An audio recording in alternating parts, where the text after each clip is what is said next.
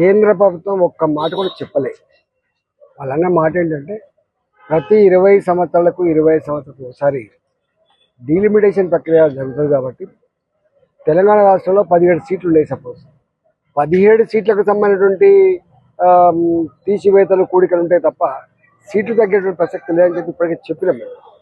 రెండవది, కేంద్ర ప్రభుత్వం డీలిమిటేషన్ చేసే ముందు దేశవ్యాప్తంగా పార్లమెంట్ సీట్లు కూడా పెంచాలని భావిస్తే అప్పుడు ఏ రేషియో ప్రకారంగా పెంచుతారు, జనాభా ప్రకారంగా పెంచుతారా, ఓట్ల ప్రకారంగా పెంచుతారా, లేకపోతే రేషియో ప్రకారం పెంచుతారా అనేది ఇంకా క్లారిఫై కాకముందే, పిల్ల పుట్టక ముందే కుళ్ళ గుట్టినట్టుగా ఏమీ లేనప్పుడే ఈ రాజధాని చేయడం అనేది మంచిది కాదు.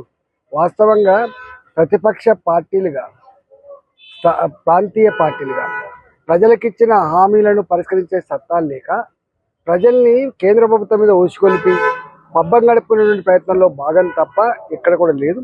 మేము కూడా అంటా ఉన్నాం, సౌత్లో ఏదైతే పాపులేషన్ కంట్రోల్ చేసిండ్రో ప్రోగ్రెసివ్ స్టేట్ అని అంటున్నారు, ఆ ప్రోగ్రెసివ్ స్టేట్స్కి ఇన్సెంటివైజ్ చేయాలి తప్ప ఇన్సెంటివైజ్ చేయాలనేటువంటిది ఎవరికి కూడా లేదు. కాబట్టి ఇది టూ ఎర్లీ టు కామెంట్.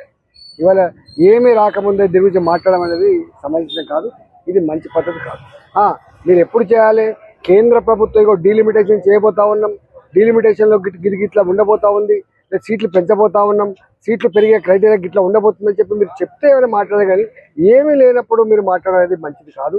ఇప్పటికైనా దేశ పురోగమనంలో భాగం పంచుకోమని చెప్పి కోరుతున్నాం. ఇవాళ కాంగ్రెస్ పార్టీ కూడా బాధనిపించే అంశం ఏంటంటే దేశాన్ని పాలించిన కాంగ్రెస్ పార్టీ దేశం లెవెల్లో ఆలోచించాలి, కానీ వాళ్ళు కూడా సంకుచితంగా ఆలోచించడం చాలా బాధాకరం. ఇలా కాంగ్రెస్ పార్టీ కూడా ప్రాంతీయ పార్టీ స్థాయికి దిగజారిపోయిన విషయం ఇలా స్పష్టంగా అర్థమవుతా ఉంది. కాబట్టి డెఫినెట్గా భారతీయ జనతా పార్టీ దేశం కోసం ఆలోచిస్తుంది, ప్రోగ్రెసివ్గా ఆలోచిస్తుంది.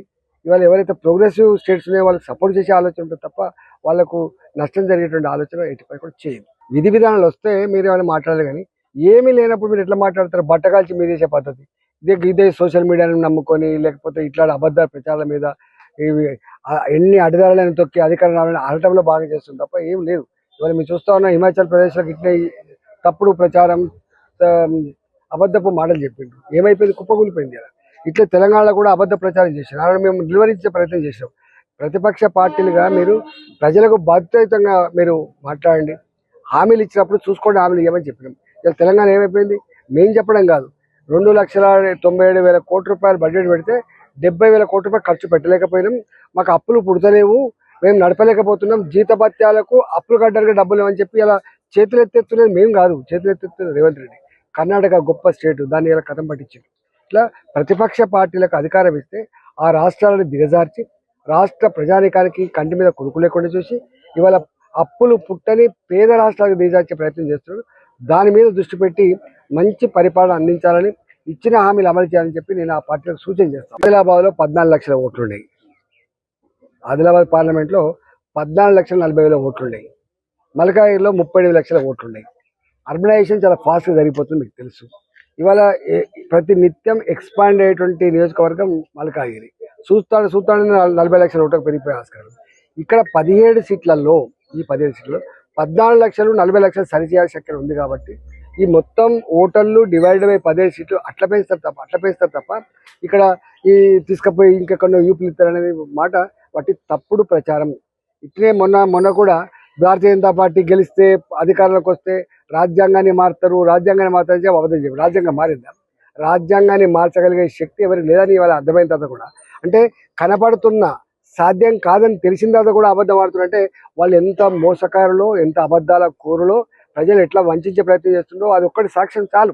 అందుకని దీని మీద కూడా అట్లే తప్ప ఇక్కడ 17 సీట్లలో 17 సీట్లకు 17 సీట్లు యూనిఫామ్ డిస్ట్రిబ్యూషన్ ఆఫ్ ఓటర్స్ ఉంటుంది తప్ప సీట్లు తగ్గే ప్రసక్తి లేదు. నెంబర్ 1. నెంబర్ 2, ఒకవేళ పెంచింది అనుకోండి, ఒక 200 సీట్లు పెంచబోతున్నాం, 100 సీట్లు పెంచబోతున్నాం, 17 సీట్లకు మనకి ఏ రేషియో ప్రకారం రాను ఆ రేషియో ప్రకారం వస్తాయి, యూపీకి ఏ రేషియో ప్రకారం రాను ఆ రేషియో ప్రకారం వస్తాయి.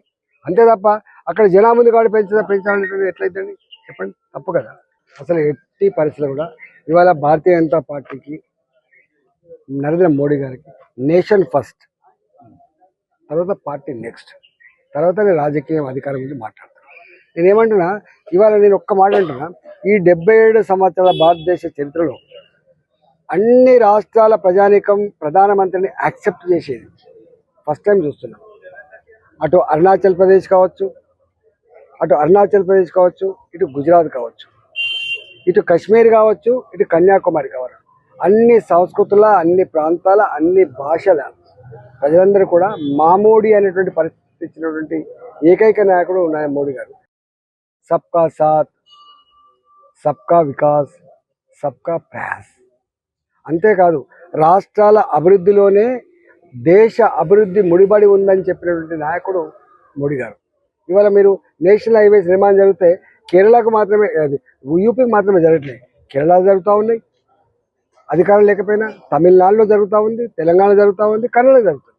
అంటే నేషనల్ హైవేస్ కావచ్చు, రైల్వేస్ కావచ్చు, ఇండస్ట్రీస్ కావచ్చు, డెవలప్మెంట్ కావచ్చు, ఇవాళ అన్నీ కూడా అన్ని ప్రాంతాలను సమానంగా చూడగలిగే, అవసరాన్ని బట్టి పనులు చేయగలిగినటువంటి ఏకైక ప్రభుత్వం తప్ప ఇలా ఇక్కడ తెలంగాణలో కాంగ్రెస్ పార్టీ ఉంది కాబట్టి, కర్ణాటకలో కాంగ్రెస్ పార్టీ అధికారం ఉంది కాబట్టి, అక్కడ సిపిఎం అధికారం ఉంది కేరళలో కాబట్టి, తమిళనాడులో డిఎంకే ఉంది కాబట్టి వీళ్ళకి ఇవ్వద్దనేటువంటి సంకుచిత పద్ధతిలో లేదు.